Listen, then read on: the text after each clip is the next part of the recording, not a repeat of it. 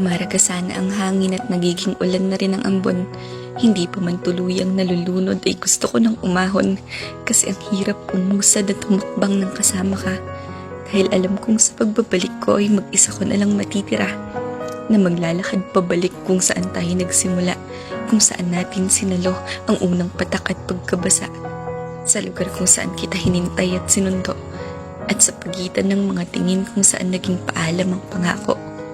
Habang iniisip kong pinupulot ko ang bawat piraso ng akala kong tayo, ay binubuo lang pala kita para maihatid sa ibang tao. At habang pinagagaling ko ang lahat ng bubog na meron ka, ay pinaghilom na rin pala kita para buong maibigay sa kanya. Hindi ko na kinakaya ang lamig, ang ulan na malapit na sa paghugupit, ang pagtila na malayo pa sa saglit. Lahat to ay sumalubong sa akin pabalik. Matapos ang mga bagyo na sabay nating sinuong, mas pinili mo pa ring samahan siya na silungan ng ambon. Kung alam mo lang, gustong gusto kitang idikas. Gusto kong pareho tayong makatakas hanggang sa malampasan natin ang wakas, muunahan ng oras at maisino pang bukas. Kasi kung isa na naman ito sa mga hirit ng tadhana ay hindi kita idadala, pero paano ka pipigilan kung gusto mo nang ihatid kita sa kanya? Wala na akong karapatang manatili pa, kaya nga hindi ko inalintana ang bagyong sumasalanta dahil alam kong nasa kabilang dulo siya ng kalsada. Siya, kung kanino ka na masaya. Pasensya na kung natagalan ng biyahe natin.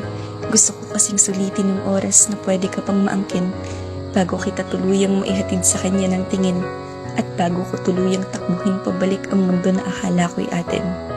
Hindi kailanman naging ganun kabigat ang paghakbang ko't pagsadsad na halos idaos-dos ko na ang paa para lang mas bumagal ang belosidad. Akala ko ay ihaharap natin ang isa't isa sa harap ng simbahan at mga tao, pero bakit ngayon inihahatid na kita palapit sa taong tumapos ng ating kwento? Ihahatid kita